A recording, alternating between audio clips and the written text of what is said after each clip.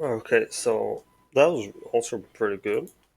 So I was planning on doing a couple more songs, but my stomach kind of hurts, so I decided now to just straight up go to like the main focus of the stream, which is Oversimplified's new video. Now I'm gonna watch the recap of his previous two videos, and then watch that one. Well, I guess I don't have to not zoom in before plus, not go full screen before pressing play. Superpowers seemed inevitable. So if you put a very strategically important island between them, 2 plus 2 equals war. Yeah, I guess so. Sicily was an island. Islands are surrounded by water. Charge! Some NordVPN Go there. ahead and build ourselves a war fleet, aren't we? From scratch? From scratch. They developed ingenious new ways of waging war. They attempted an invasion of the Carthaginian heartland. Look at this thing. It's unbelievable. And whenever disasters struck them, they always came back again and again. Or the fucking William Afton. The Romans have built another fleet. Oh, for goodness sake! The Carthaginians later sent possibly the greatest military general of the time, a man named Hamilcar Barca, to the island. Oh, no! But in the end, it was Roman determination that won the fight.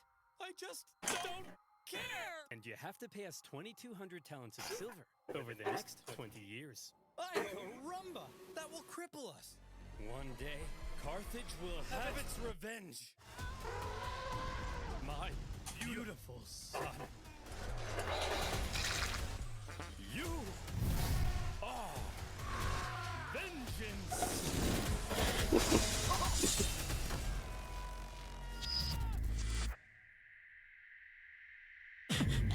This feels like a trailer.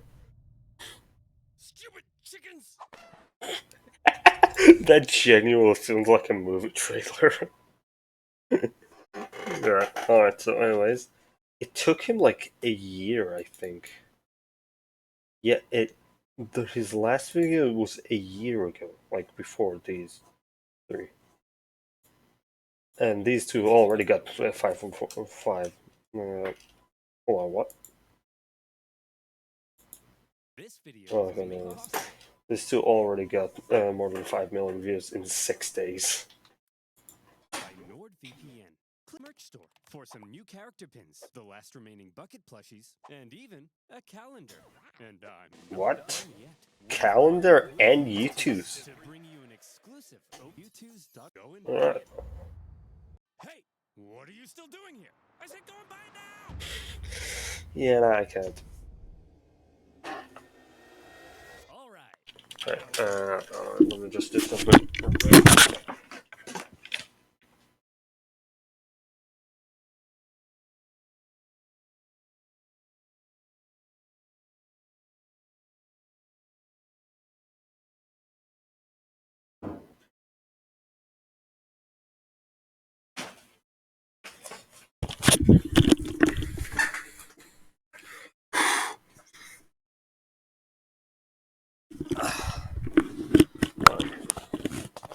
So, I'm gonna take off the beat. It's not comfortable with headphones.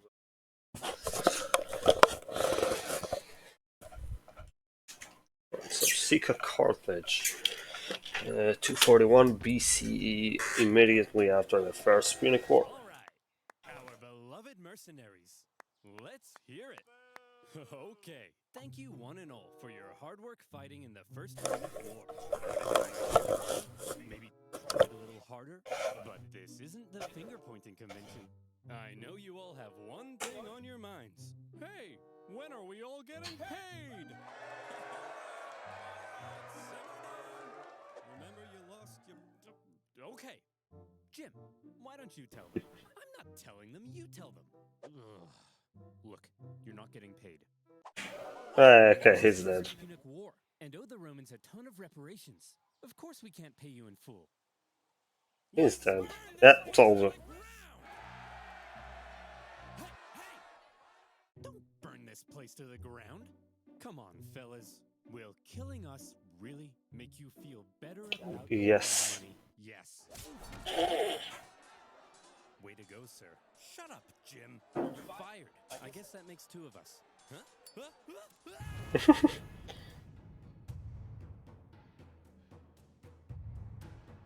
In the aftermath of the First Punic War, Carthage's disgruntled mercenaries, left unpaid for all their hard work, revolted, and Carthage found itself caught up in an extremely destructive mercenary war.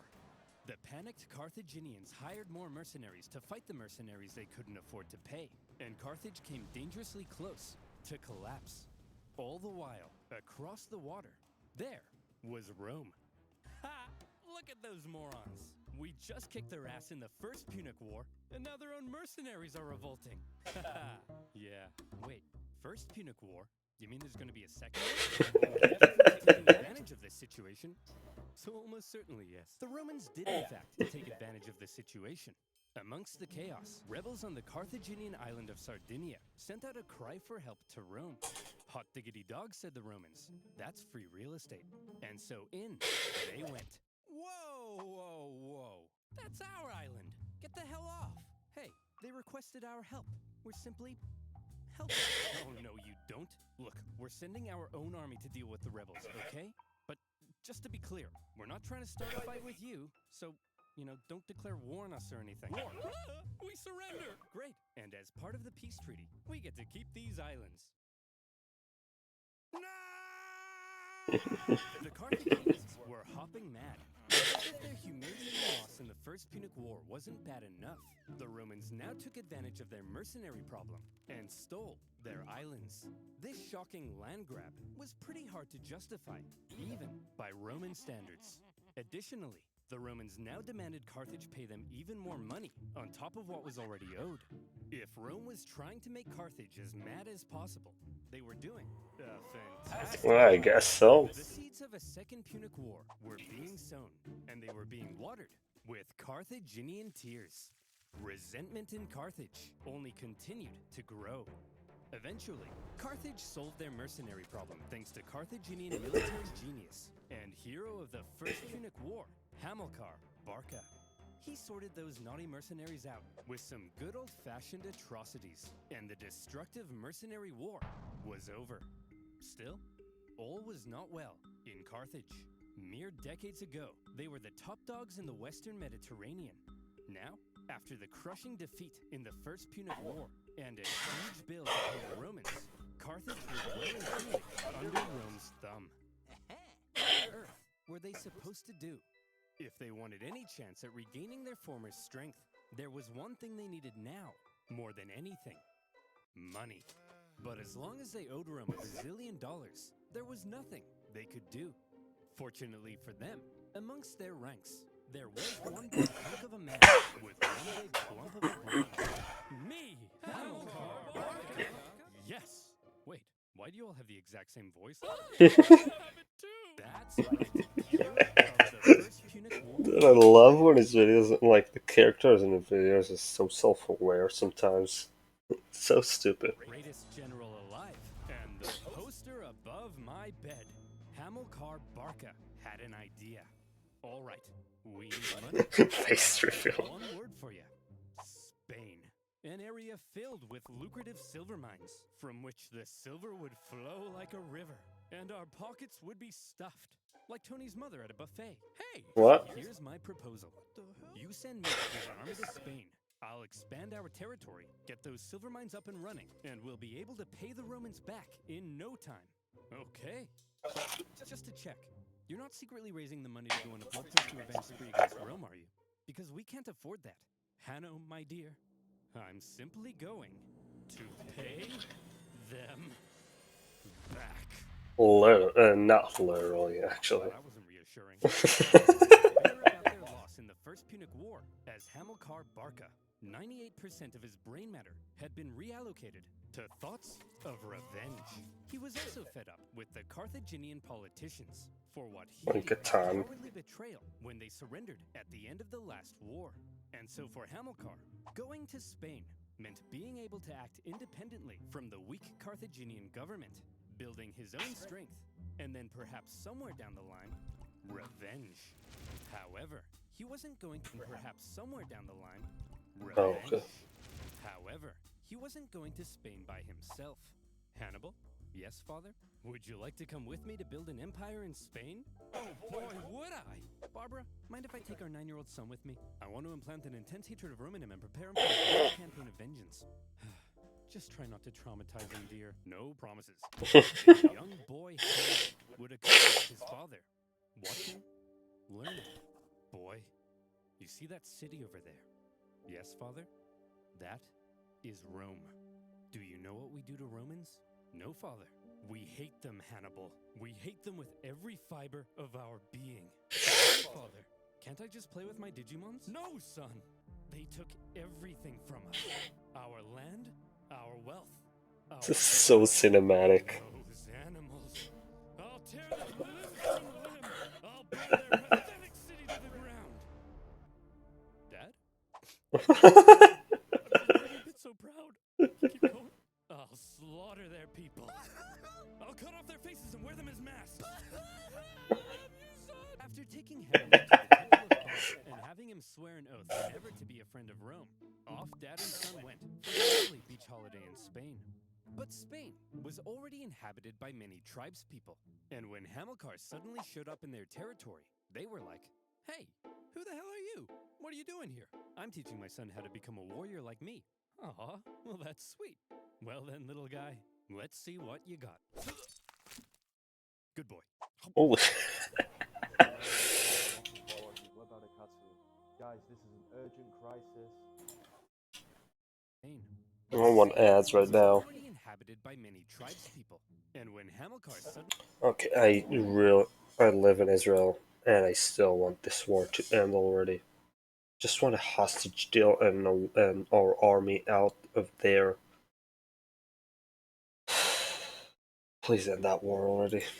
showed up in their territory, they were like, "Hey, who the hell are you? What are you doing here? I'm teaching my son how to become a warrior like me." Aw, well that's sweet. Well then, little guy, let's see what you got. Good boy. As Hamilcar got to work fighting the tribes of Iberia and expanding Carthaginian influence, Hannibal became a child of war, even earning battle scars from a young age. And he grew to become a great military leader himself, making his father very proud. "I love you so much, son." "Dad, not in front of the enemy." "You killed that guy so well, son." The Barcas successfully consolidated Carthaginian power, got those silver mines up and running, and were sending buckets of cash back to a money-starved Carthage. And symbolizing Carthage's regrowing strength, a beautiful new city would eventually be founded in Spain. New Carthage, with a magnificent palace. We got some more thunders. Back, baby! What in the name of Apollo is going on here? Huh? Romans! Flowing silver mines? Dancing elephants? What are you up to, Hamilcar? I'm simply gathering the money to pay you back. Oh, well, okay then. Or are you rebuilding strength to go on a bloodthirsty revenge spree? Like I said, Claudius, I'm simply trying to pay This is so stupid. You guys are hugging. No. I was hugging. This video is amazing. Free from the meddling Carthaginian politicians. His power was becoming immense. But Dad, yes, my son? I'm confused. Are we really simply paying the Romans back? We're not gonna go on a bloodthirsty revenge spree? Of course we are. I'm just saying that to get the Romans off our backs. Listen, here's the most important life lesson I have for you. Vengeance is everything. An all-encompassing thirst for vengeance is great for your mental health. Are you still confused? No, I get it now. But what if the Romans find out what we're up to? They won't find out. Why? Well, Hannibal, because I use NordVPN. Oh my god. I'm confused again. Yeah, I'm not. I'm gonna skip this. Okay, actually, you know what? I'm not gonna skip this because it's probably fun. I'll watch it later. I'm gonna skip this. I'm not sponsored. My channel. So thank you. Now, where were we? Oh, yeah. Carthaginian tears, a child of war, and the Carthaginian conquest of Spain. The Carthaginian recovery had been staggeringly quick, and Rome was seriously alarmed. But they were also preoccupied with ongoing wars elsewhere, including an expansionist war to the north, where they were enslaving thousands of northern Celts. So for now, to keep Carthage in check, the Romans insisted on a new treaty. See this river. The two sides agreed that everything above it was in Rome's sphere of influence, while beneath it was Carthage. Under no circumstances were the Carthaginians to expand north of that river. But for now, Hamilcar and son were living it up. Well, son, here's to many more years of successful campaigning in Spain. Now, if you'll excuse me, I just have to go fight those guys. See you later, son. I love you. What the? Oh, crap. I drowned? Oh, well. Always remember, son. You are vengeance. Is that like from a movie where someone says you are vengeance or I'm vengeance? I think there's a movie like that. Also, delete my browsing history. Hamilcar Barca was tragically ambushed at a river and drowned. His son-in-law, and possibly also his lover, no further questions, took charge for a while. He too was later assassinated, leaving finally a 26-year-old Hannibal in charge of the Carthaginian armies in Spain. Sources say the men readily accepted him as their leader. He chose to suffer the same hardships as his men. He lived in the same conditions, was often the first into battle and the last one out. And it also helped that he looked a lot like his dad. He had the total respect of his men. If he said jump, they said how high. If he said tuck me in, they said how tight. If he said talk to a girl without peeing your pants, they said that's impossible. Nobody could. An army that would follow him anywhere would be crucial for exacting his vengeance against Rome. Hannibal's army had become a strong and loyal fighting force, and that was making a certain nation very uncomfortable. Seeing Carthage re-strengthen so quickly was not something Rome had expected, yet here they were, paying off their debts and expanding their territory. It didn't feel very much like Carthage was under Rome's thumb at all, and Rome wanted to put an end to it. Tensions were strung tighter than your liar's G-string, and all it would take was one incident to trigger tighter than your liar's G-string, and all it would As a guitarist, I love this joke. take was one incident to trigger all-out war. I need to find the Shut up with the ads. Were paying off their debts and expanding their territory. War. And in 219 BC, a city in Spain would find itself at the very center of that fateful incident, Saguntum. Remember that Saguntum? treaty declaring everything south of this river to be Carthage's sphere of influence? Well, Saguntum should therefore obviously be Carthaginian, right? Wrong! Saguntum had actually scored itself an informal alliance with Rome, after Rome had helped it with an internal dispute. With Carthaginian encroachment, Saguntum began to fear for its independence, and Rome declared itself Saguntum's protector. But this clearly went against the Ebro River Treaty. So what on earth was Rome doing? Were the Saguntines and the Romans truly just BFFs? It's possible. Or was Rome deliberately trying to interfere with Hannibal's Spanish expansion and maintain a staging post for a future war with Carthage? More likely, Oh, no. Hannibal certainly viewed this Rome-Saguntum alliance as an outrage. Yet another example of Roman arrogance. At first, he left Saguntum alone, but having learnt from his father to hate all things Roman, and having inherited his father's dream of bringing Rome to its knees more and more, Hannibal may have begun to see Saguntum as an opportunity. Could this controversial alliance be just what devilish little Hannibal needed to kickstart a second war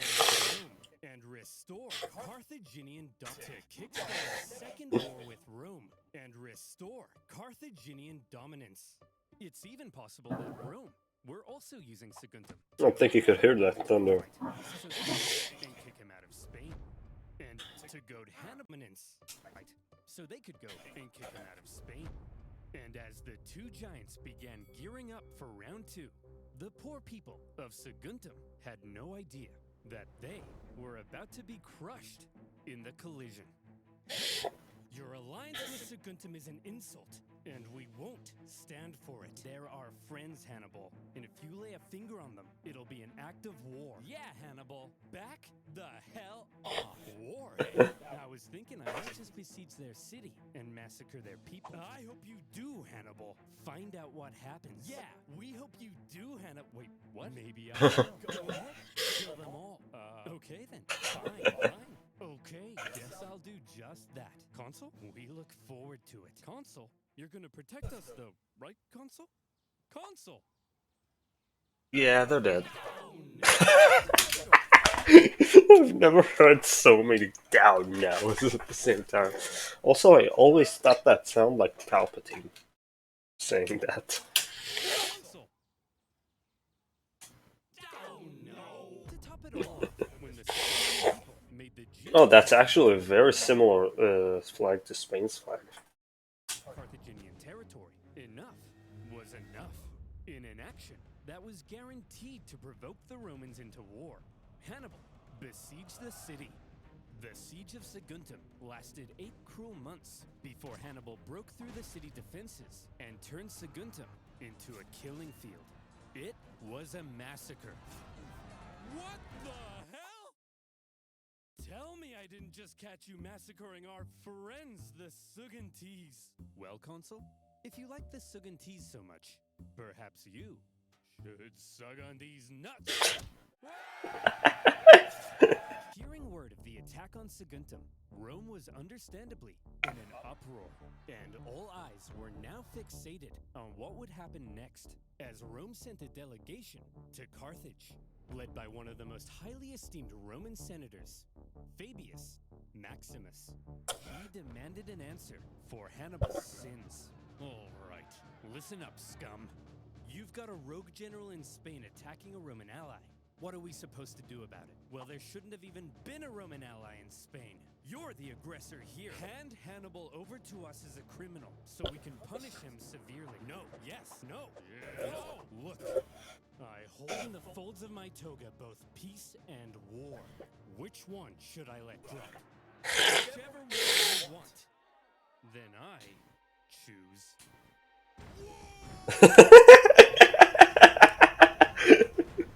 What the fuck? Then I What the choose. It's one of the funniest videos on his funniest parts on his channel. Funniest videos, actually. One of the funniest moments in it. Had begun.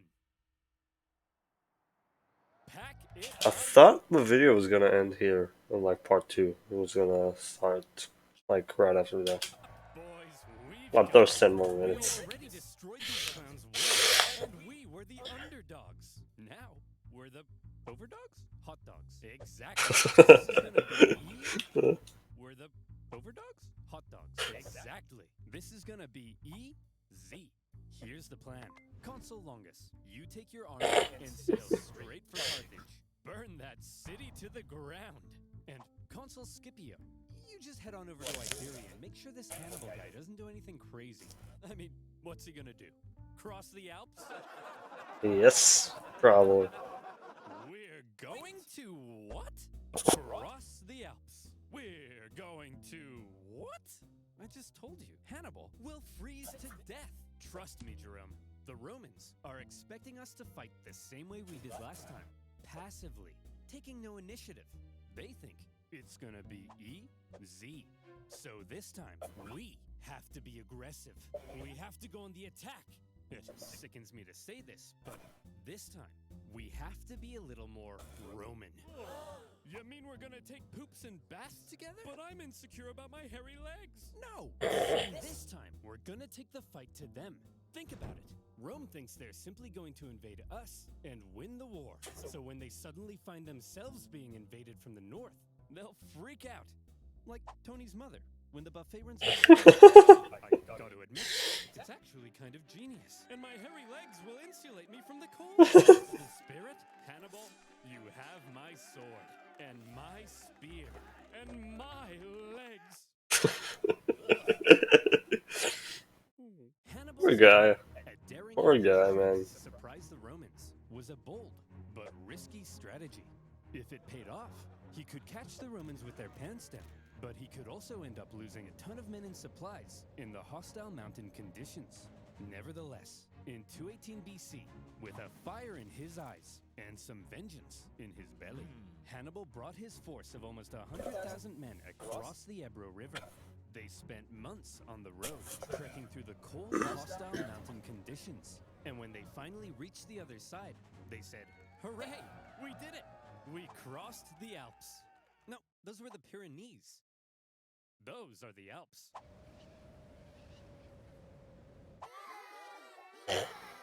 After crossing the Pyrenees, the army then had to pass through southern Gaul, a vast territory filled with tribespeople, many of whom were hostile to Hannibal's presence. His journey to the Alps was an ordeal in itself, as he was forced to fight his way through and incurred pretty hefty losses before even reaching the mountains. His plan was almost stopped in its tracks entirely, as the Roman consul Scipio, on his way to Iberia, discovered Hannibal was right on his doorstep. Suddenly, Hannibal's journey became a race, as he rushed to get his massive army across the vast Rhone River before the Romans could intercept him. The crossing was chaotic, with the panicking elephants causing several men to drown. And the first combat of the war occurred when small scouting parties from each side encountered one another. When Scipio finally caught up to Hannibal's position, what he found was an empty Carthaginian camp. Hannibal had slipped through his fingers. Oh, The okay. Roman consul Scipio felt the weight of the situation. Quite unbelievable. I guess you could say he Scipioed through his fingers. Okay, I'll just shut up and watch the video. Going to cross the Alps into Italy, and the Romans had no idea where he would emerge. For the first time, a Carthaginian force had the Roman homeland under threat. Scipio sent his men onto Iberia as planned, but he himself rushed home to raise a new army so that if Hannibal survived the crossing, Scipio would be there, waiting. Would you look at that, boys? We're here, the Alps. Although it is a little later than I expected. Yeah, it's kind of chilly. We'll set up camp here and wait for spring, right? It's way too cold, right?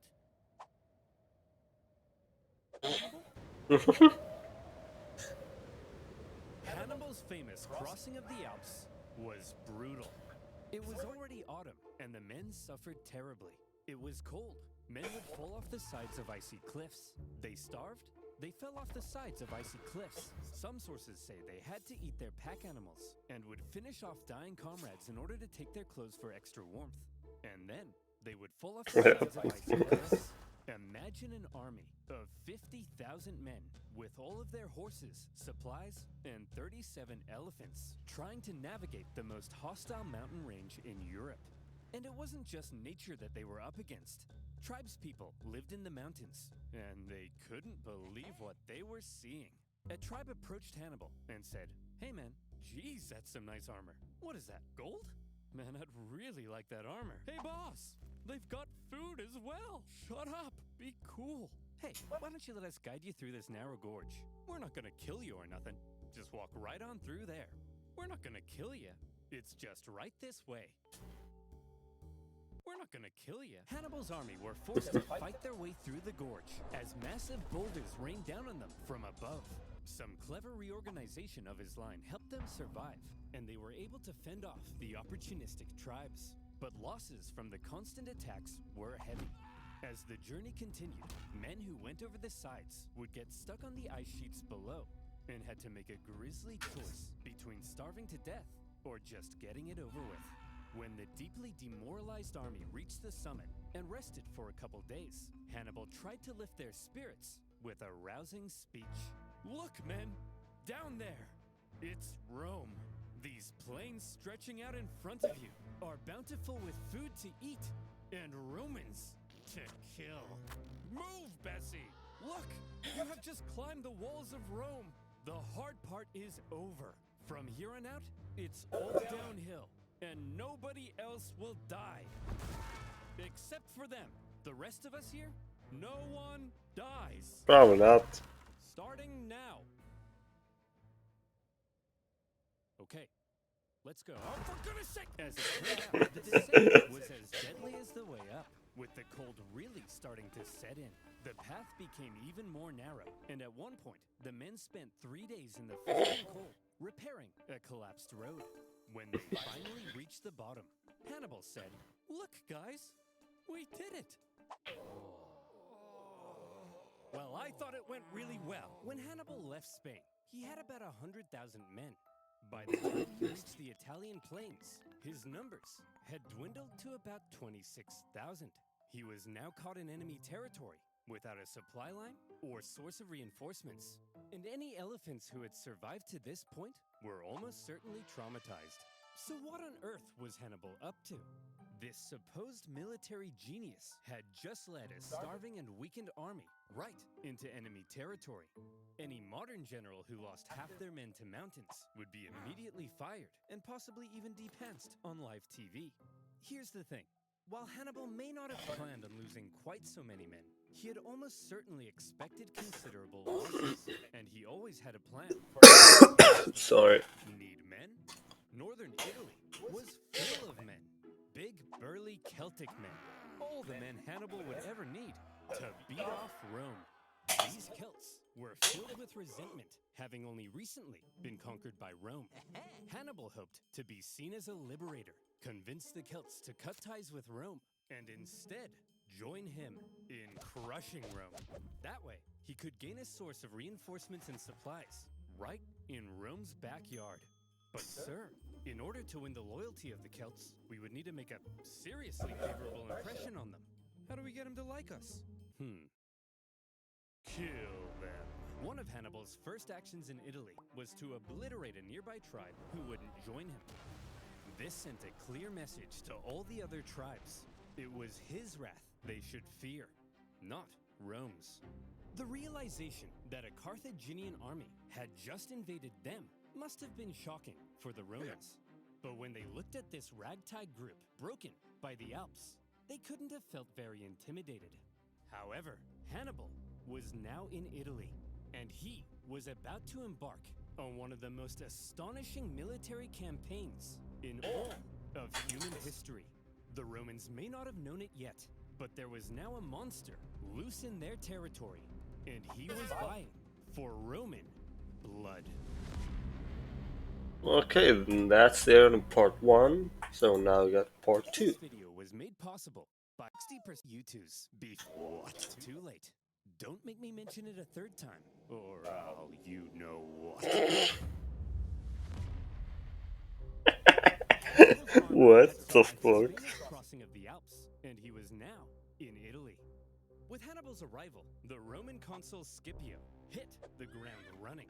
In typical Roman fashion, he marched his army straight at the enemy, and Hannibal began preparing for his first combat with Rome on Italian soil. Before the battle, Hannibal wanted to inspire his men, so he staged a gladiatorial death match between captured Celt prisoners, with the winner getting prizes and freedom. He then explained that the whole thing was a metaphor. A metaphor? For what? You! These warriors are you! You're trapped in Italy with no escape. Your only choice now is to fight and win. What about the dead guy? That's you if you don't win. And the prizes? That's what you stand to gain by winning. And the fact that I've soiled myself in all this excitement?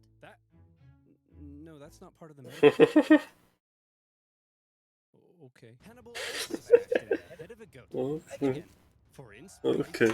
Scipio, on the other hand, not arriving in the race, opted for the more classic route of a rousing pre-battle speech. Look at them, men. Weak, starved by the Alps, while we are the strongest military in the world. This will be easy, like 10,000 horse-sized ducks fighting a baby-sized baby. It'll be like Mike Tyson in his prime, kicking a baby. A tug of war between 10 sumo wrestlers and help me out here, Ralph. A baby, sir? Yes, that's it. A baby. The point is, there is absolutely no possible way we could lose a battle this easy. So, if everybody's ready, on my mark, I love that face.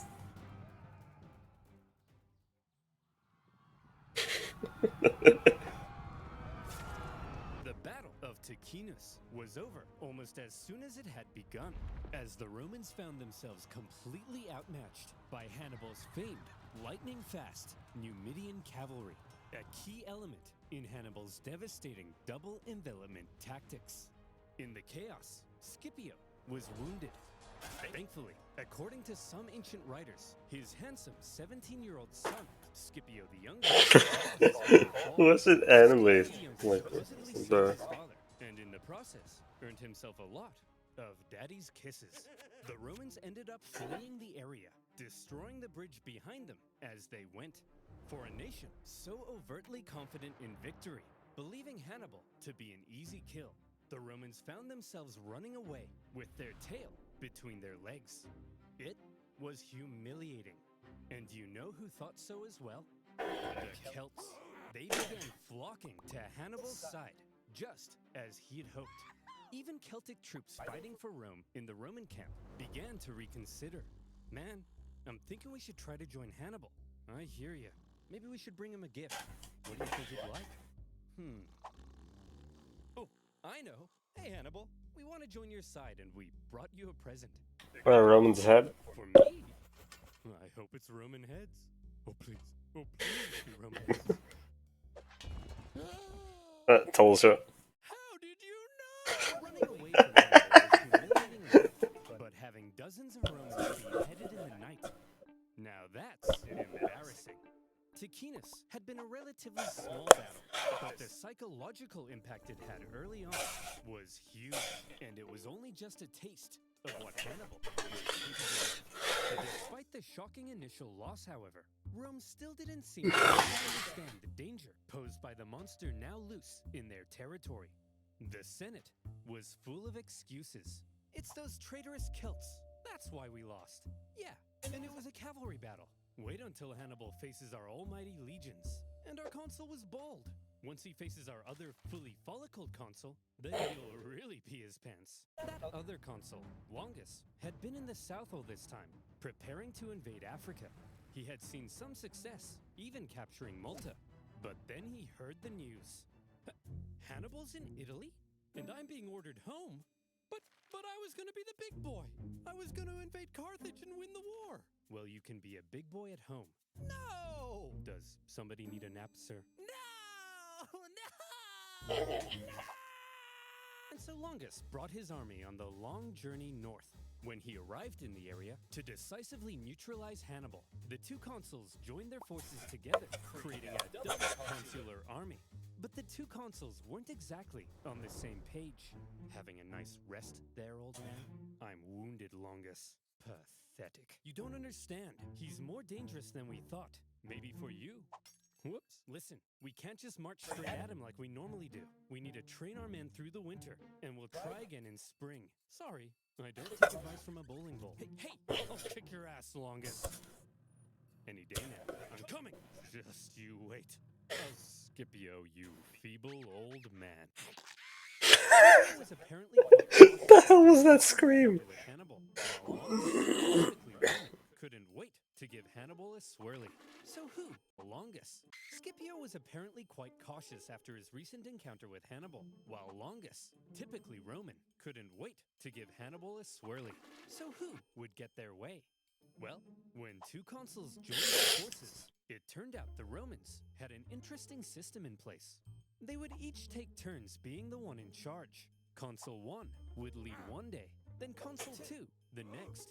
Back and forth, back and forth. As you can imagine, when the two consuls didn't agree, things didn't go so well.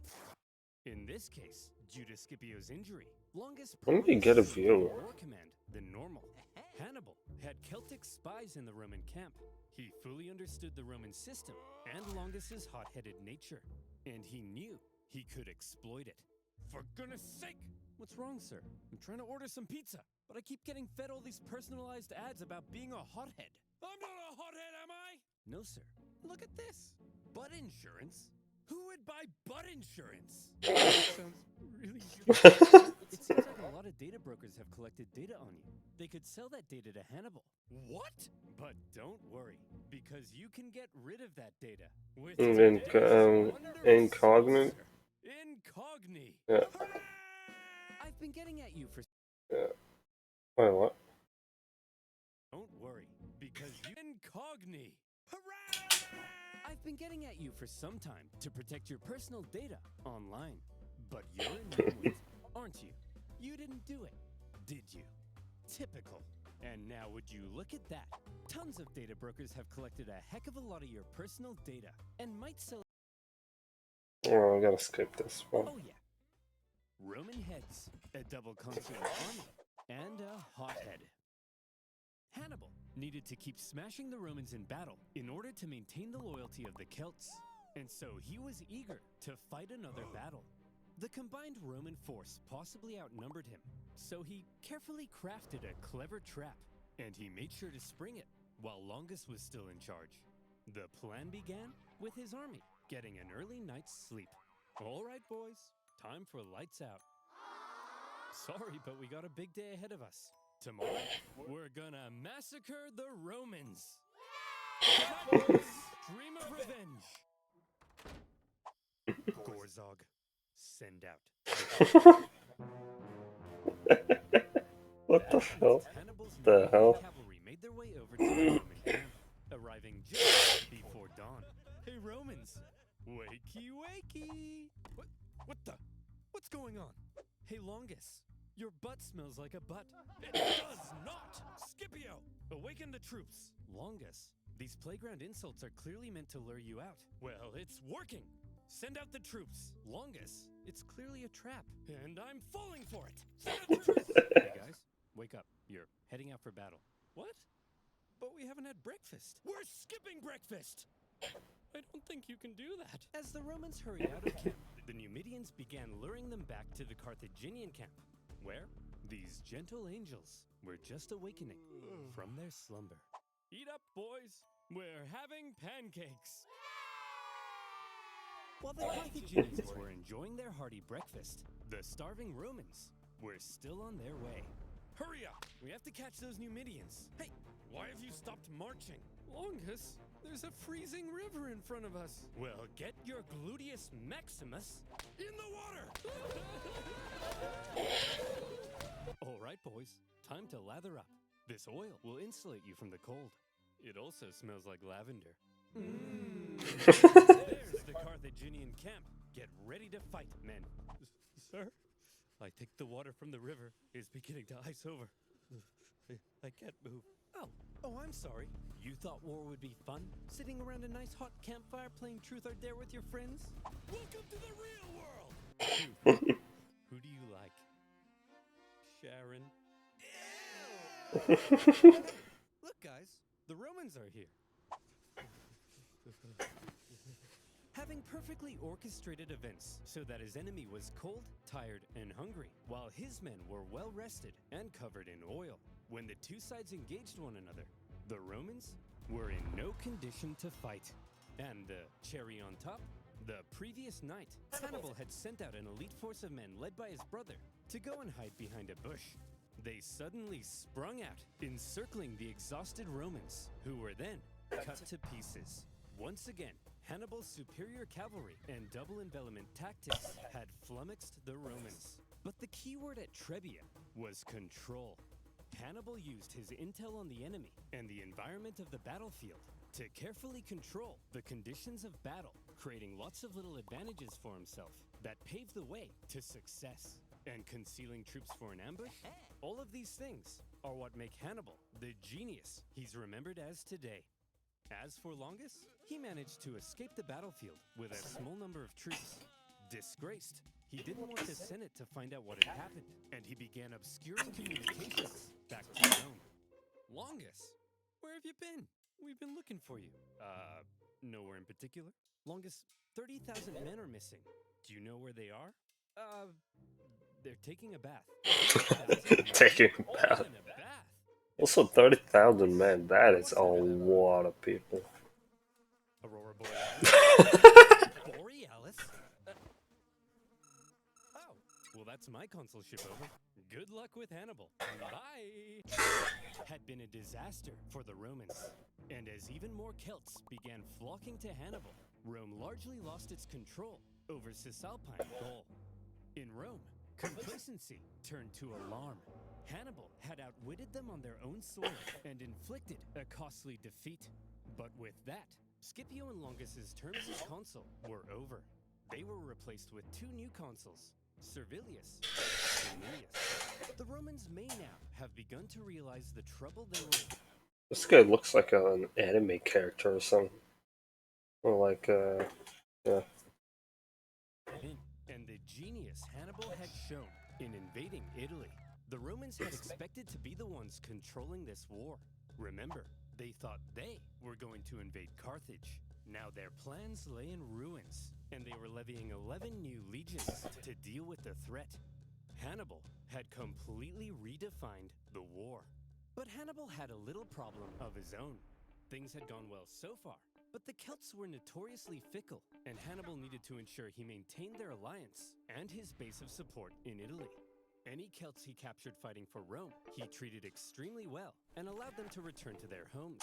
But the longer he hung around in their territory, eating all their food and leaving beard trimmings in their sinks, the more resentful they may become.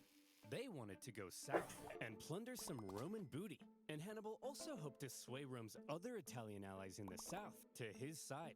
So from here, the path was clear. Hannibal had to move south. Just one problem. There were two main routes Hannibal could take to move south. And wouldn't you know it, that's exactly where the two new Roman consuls had taken fortified positions. If Hannibal tried to move on them, he'd be fighting from a disadvantaged position and could be bottled in. There is a third option. Ooh, tell me. We could move through this vast impassable marshland flooded with dirty, stinky, disease-infested water that at times would come up to our necks. But there's no way we would attempt that, right? They're gonna attempt that, aren't they? Right? Hannibal's 4-day trek across the Arno marshlands was hell on earth. Almost as crazy as when he crossed the Alps. Imagine 3 full days unable to sit or lie down because there's nowhere to sit or lie down, meaning 4 full days without sleep, slugging through heavy mud. You contract cholera, your foot falls off, and Jim Bob directly in front of you won't stop pooping in your path. In fact, everybody's pooping in your path. Some delirious, sleepless men would see clumps of mud and say, "Man, I could just sink into that." And then they would. When pack animals died, it gave nearby men a chance to rest, but only for a few moments before they were whipped back into line. Even Hannibal himself couldn't escape the torture of it. Hey Hannibal, if we see a Starbucks, can we stop? I need to take a leak.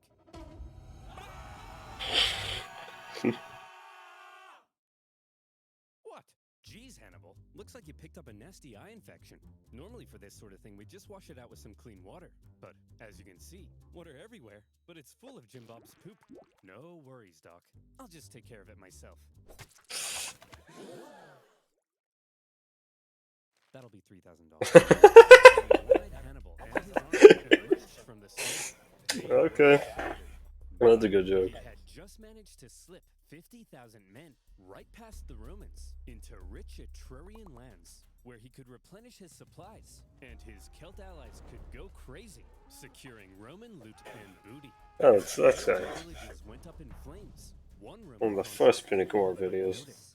the hot-headed Flaminius, feeling it was his responsibility to protect these lands, rather than waiting for his co-consul to come join him, immediately left to go chase Hannibal. Now, this Flaminius was an interesting character. He was what the Romans called a new man. He came from the lower plebeian classes of Roman society, and as a result, he reportedly had kind of a screwy attitude to the establishment, and a big old arrogant chip on his shoulder. Picture Dishes wearing a toga. That's Flaminius. And Hannibal, thanks to his spies, knew everything. Just as with Longus, Hannibal knew Flaminius was just the kind of man he could lure into a trap. Hannibal led Flaminius to the entrance of a narrow pass along the north shore of Lake Trasimene. Flaminius watched as Hannibal's army entered the pass. I've done it. I've spotted the enemy. Sir? That big follow us sign seems kind of like they're trying to lure you in. Yes, Gareth, and I'm taking the bait. Sir, Oh, this bit again. Yes, Gareth, and I'm falling for it. Daylight was fading, so for now, the Romans set up camp. The two armies encamped across the lake from one another, and night fell over the two camps. In the morning, Flaminius would catch up to Hannibal, and he would be the hero of... What is this poster? Like, I'm pretty sure it's a different version of the poster in real life, like a propaganda for a poster. I'm not sure which one. Also, this looks like a Minecraft bed. Of Rome. For now, the Romans got nice and comfy in their beds. Good night, Flaminius. Good night, Rome. Good evening, Hannibal. One yet. During the night, Hannibal ordered total stealth. As tens of thousands of troops scaled the wooded hills above the pass, completely undetected by Rome's scouts.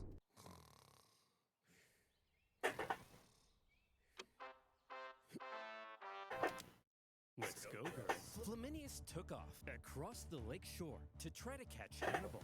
As he did, even the weather seemed to be on Hannibal's side. A thick fog rose from the surface of the lake, obscuring visibility. Look at this! This is perfect! The mist will obscure our approach. Hannibal will never see me coming.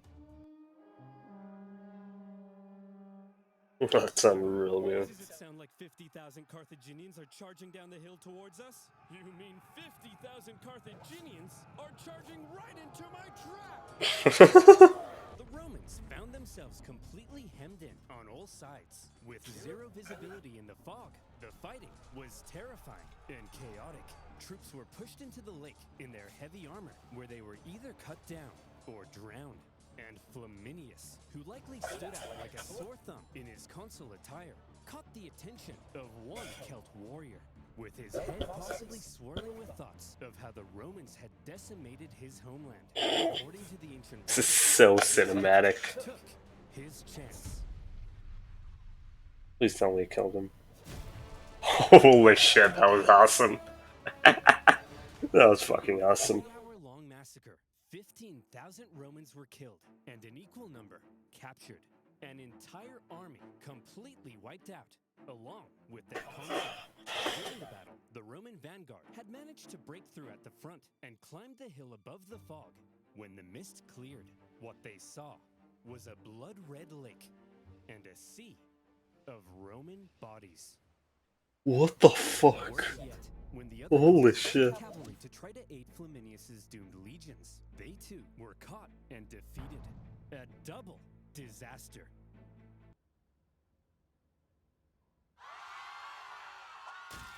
Rome went into a frenzy. For the second time, Hannibal had completely decimated an entire Roman army. Romans were dying by the tens of thousands. Common citizens began flocking to the city for safety. Women waited by the city gates in tears, hoping to hear news of loved ones. This one man, having just led his battered army across the Alps the previous year, now stood less than 100 miles from Rome. To this point, he had been a problem. Now, Hannibal was a crisis. And in a crisis, Rome took desperate measures. They actually had a system in place when dealing with an emergency of this magnitude. They would forgo their two consul power-sharing system and instead temporarily give one man near total power and authority to be as decisive as he needed and hopefully salvage the situation. This all-powerful position in Rome's government had a name: dictator. It's actually where we get the word. But unlike modern dictators, Roman ones didn't score perfect rounds of golf or ride bears through the Siberian tundra. They held their power for just 6 months before they were required to give it up. And in Rome's hour of need, the man chosen to be dictator in 217 BC, one of the most highly esteemed members of the Roman Is this Senate, Julius Caesar? Fabius No. Maximus. So how would I don't know where Julius Caesar becomes Caesar, honestly. Fabius, as dictator, confront Hannibal? Well, Fabius understood that marching all of Rome's young men straight into a one-man meat grinder was bleeding Rome dry. Hannibal was clearly too dangerous to face head-on in battle. However, he was also stuck in their territory, with dwindling manpower and forced to live off the land. It wasn't a sustainable position to be in long-term, and he could only remain there for so long. So, if Rome avoided battle with Hannibal to prevent any more crippling losses, and instead simply maneuvered around him, blocking supplies and taking out smaller contingents where possible, Hannibal would gradually become weaker, while Rome would gradually become stronger. That is actually really smart. I have a feeling it's not gonna work though. Okay, guys, I have an idea. See if you can follow me here, okay? Instead of fighting Oh, Hannibal, when he approaches, we run away. I love this bit. approaches, we run away. I love this bit. Oh, come on. I thought they were gonna call him a genius. Fabius's strategy couldn't have been any less Roman. Romans were meant to march headfirst into battle, not run away from it. It seemed cowardly, and Fabius was extremely unpopular. At this point, Hannibal was continuing south. He had to stay on the move to keep his army fed, and he was still aiming to undermine Rome's alliances in the south. As he went, in a calculated display of aggression, he devastated the Roman countryside and killed many Romans, all in plain sight of Fabius and his army. We're just gonna stand here? Yes. Are you a coward? No. But Fabius, that's my farm. Well, McDonald, thank you for your sacrifice. You're a hero now. Think of the stories you'll tell. Old McDonald had a farm. Shut up. But you know who else hated Fabius's strategy? Hannibal. He understood the danger he was in. Turning Rome Is that a villager sound? A Minecraft villager sound? understood the danger he was in. Freaking pitch down Minecraft villager sound. Turning Was not expecting that. against her required Hannibal to keep smashing the Romans in battle. He couldn't do that if Fabius wouldn't fight him. Multiple times, Hannibal tried to goad Fabius into a fight, but Fabius wouldn't bite. Failing that, he tried to turn Rome against Fabius. According to the writer Livy, he burned down all the farms he could, but any farm he learned was owned by Fabius himself. He left well alone. Hey, Fabius, why isn't he burning down your farm? You got some sort of a secret deal with him? What? Of course not. Hey, Hannibal! What? Burn my farm too, please! What? Burn my farm too, please! No! Remember the secret deal! Well, you gotta admit, he's a genius. Hannibal's problem, however, I guess he was to is. stay on the move to keep supplying his army from the local lands. At one point, he entered Campania, one of the richest regions of Italy, great for resupplying, and great for showing up Fabius in front of Rome's South Italian allies. But he was caught in a valley, and Fabius quickly moved to block his got him. After he's used up all the valley's supplies, he'll starve. Sir? What are all those lights leaving the valley? Is he trying to escape? Lights in plain view. Well, that's a trap if I've ever seen one. Great. Suspecting a trap, Fabius refused to budge. But other Romans in the valley rushed to confront Hannibal, only to find the Carthaginian army was actually just a herd of oxen with torches tied to their heads. They then found themselves caught in an ambush. With the Romans distracted, Hannibal's army was able to slip away into the night. That was a pretty obvious trap. Classic Hannibal. For all his Yeah. inaction, the dissatisfied Romans mockingly dubbed him Fabius the Delayer. The thing is, Fabius's strategy was probably the best thing he could have done. He was right that constant encounters with Hannibal were bleeding Rome dry, and the time he took allowed Rome some breathing room to recover their forces when they desperately needed to, while putting Hannibal into an increasingly more difficult position. Modern historians view Fabius's strategy as generally a good idea. To this day, the act of not engaging an enemy but instead, gradually wearing them down is still referred to as the Fabian strategy. What the Fabian strategy. Finally came to an end. Fabian strategy. But when Fabius's term finally came to an end, the Senate couldn't have been happier. It was time to start fighting again. However, they probably had a little chat about how they were going to go about it. See, Hannibal's tactics up until now had been very sneaky. Or, if you're a Roman, you might say, dishonorable. I'm sick of it. Every time we try to take this guy down, we march straight at him. But then, oh no, Hannibal's hiding in a bush. Hannibal's got 30,000 men up a tree. At this point, I'm more convinced my wife isn't just Hannibal wearing a disguise. Look, this time, we obviously have to switch something up. Now granted, we're Roman, so we're gonna march straight at him without thinking. That can't be helped. It's in our blood. But I have a proposition. This time, when we march straight at him, Will you run? with a Oh, I massive know. army. I'm talking like 80,000 men. It won't matter what kind of shenanigans he pulls. He can hide in all the bushes he wants. There's no way he can possibly He's beat gonna off beat them. 80,000 men. He's gonna beat off 80,000 men. You know what I mean? And so it was. With 2 new consuls, Rome put together a massive army, the biggest Rome had ever fielded, to put Hannibal away once and for all. To gather the men required, 2/3 of them ended up being completely inexperienced. But how much experience does it take to be expendable war fodder? As this massive army set out in the summer of 216 BC, the Romans knew they needed to win this battle. Just one victory over Hannibal would likely be enough to end his entire campaign. And this time, their overwhelming manpower gave them confidence they could do it. They can't. Had taken Really. position at the town of Cannae, where he had captured an important Roman supply depot.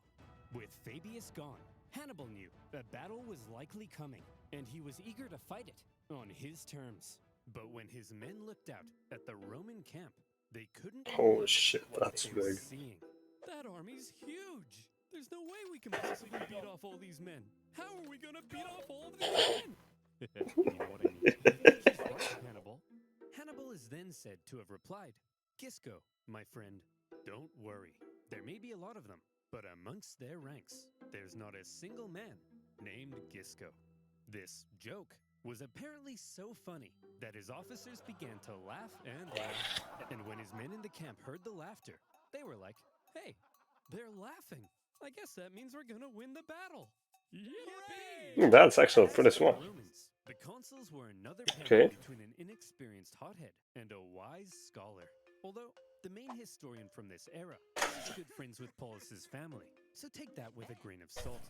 On his day of command, I guess so. rash and hasty Varro, despite the apparent pleas from Paulus, sent the army out for battle. And when Hannibal saw this, he did the same. And here comes the single largest battle of the Second Punic War, and one of the most renowned battles in history, the infamous Battle of Cannae. In all the pre-battle maneuvering, this battle Wait, how do they know the exact date? Like it says August 2nd, how the hell do they know the exact date? of Cannae. Okay, actually, the historian was talking about everyone probably said it. But still. In all the pre-battle maneuvering, Hannibal was able to ensure his army was fighting from the south. This meant the seasonal dust-carrying winds were to his back and blowing directly into the faces of the Romans. Like I said, control. After 2 years in Italy, Hannibal's infantry had dwindled to about 40,000. The Romans possibly outnumbered him 2-1. Their army was so big that their maniples stretched far deeper than they normally would. The Romans planned to charge Hannibal's thin, weak line like a battering ram and break it. They also chose a narrow battlefield. It's actually in pretty hopes smart, it would too. prevent Hannibal's far superior cavalry from being able to outmaneuver them. They wanted an honorable battle where pure strength, rather than trickery, would decide the outcome. If Hannibal had his say, however, trickery might end up having a lot to do with it. He ordered his line to position themselves as an outward bulge, with his weakest troops at the very center. Just behind them, out of sight from the Romans, stood the elite Libyan infantry, waiting for their moment to strike. The battle commenced as the massive Roman troops smashed into the Carthaginian center. The shape of Hannibal's line ensured the overwhelming weight of the Romans hit his weakest troops first, and they were pushed back. Hannibal's outward bulge reversed inward, with the Whoa. Romans being funneled in towards the weak center. Holy shit. Had positioned himself at the center to encourage the troops to hold out as long as possible against the Roman onslaught, because while the Romans were unleashing carnage on the center, Hannibal's cavalry needed time to do their job. The heavy cavalry on the left, after a barbaric fight, sent the Roman horse packing, with the consul Paulus even sustaining a severe head injury. He managed to move into the center to keep the battle going. The cavalry turned and approached Varro's cavalry from behind. At the first sight of the coming Carthaginian envelopment, Varro ordered his horsemen to flee the battlefield. The Carthaginians had won the cavalry battle. But back in the center, according to some accounts, Hannibal's line did eventually end up caving to the massive weight of the Romans, and they began to flee. The Romans pushed deeper, and organization within the army likely broke down as they became a giant mass trying to massacre the fleeing Carthaginians. They didn't realize that they were playing right into Hannibal's hands. At that moment, Hannibal's elite units, having done no fighting yet, and therefore fresh as a daisy, turned and smashed into the Roman sides. Many of these troops were wearing Roman helmets and armor they had picked up after previous battles, and the confused Romans may not have even realized they were the enemy. As Hannibal managed to regain the composure of his center and encourage them back into the fight, the Carthaginian cavalry swooped in from behind. Ooh. And look what lies before you. A smile. Military general's wet dream is a total encirclement of a much larger force by a much smaller force. The Romans were trapped. Hannibal had unbelievably managed to use Holy shit. numbers against them. Rather than simply encircling them, he had actually allowed them to use their own immense power and push themselves into an encircled position. This was the genius of Cannae. Holy shit, that is real genius. Began. For hours, the Carthaginians slaughtered the helpless Romans from all sides. The terrified Romans were so tightly packed that at times they couldn't even lift their arms to defend themselves. The killing went on so long that the Carthaginians became exhausted from the non-stop massacre, and by the time the butchery came to an end, the grim toll spoke for itself. To Hannibal's several thousand lost, the Romans suffered 60 to 80,000 Holy shit. captured. Yet another entire army wiped out by Hannibal. Many high-ranking Romans Holy fucking Hannibal, shit. for one, but also 80 senators and more. It's been Paulus. Many high-ranking Romans met their end at Cannae. Paulus, for one, but also 80 Oh, senators. what? Why were there senators in battle? Okay. 30% of Rome's male population aged 18 to 50. Holy shit. Well, at least it's not like Paraguay in that one war. Remember which one? I think against Brazil. They lost like 80% of their male population. So at least it's not as bad as that one. Cannae. But that's still a lot of people. Hannibal's vengeance. The stunned Carthaginians, as they searched for their own survivors among the dead, couldn't believe the sight of it. An estimated 30,000 gallons of blood now lay spilled on the battlefield. Rome's defeat at Cannae sent shockwaves throughout Italy. Just as Hannibal had hoped, most of southern Italy now defected to his side, including the second largest city on the peninsula. Wow, Hannibal, this is incredible. What could possibly come next? Next, Jim Bob. I've killed 150 Oh, wow. Romans. I've turned her allies against her. That's it. That's vengeance. So let me tell you what comes next. Rome surrenders. Probably not. Their territories are reduced. We recover our lost islands. And Carthage dominates the Mediterranean once again. But sir, what if they don't surrender? Jim Bob, did you miss what just happened? Of course they're gonna surrender. They're not gonna surrender. In his campaign, Hannibal had shown himself to be very adept at reading the Roman mind. But if he now thought that Rome might surrender, it was the first time he severely underestimated them. And he was about to discover an extremely inconvenient fact about Rome. Rome never surrenders. At a Roman survivors' camp near Cannae, one young officer overheard some troops discussing how they would flee Rome. Drawing his sword, he threatened to cut down any man that would Oh, it's that guy. in its hour of need. That officer was Scipio. Yeah, Scipio. But soon enough, the Romans would come to call him Scipio Africanus, the hero of Rome. Oh, come on! Seriously, part 3 isn't... there's also part 3, are you kidding me? Really, I made it. Sure it won't. It probably won't. It'll probably take like a month at least. I think. What is gonna be an hour-long video or what? Alright, so that was the second Punic War. Yeah, really good video, really interesting. So, guess I'll end the stream here. Man, Oversimplified is such a good YouTuber. Alright, bye. But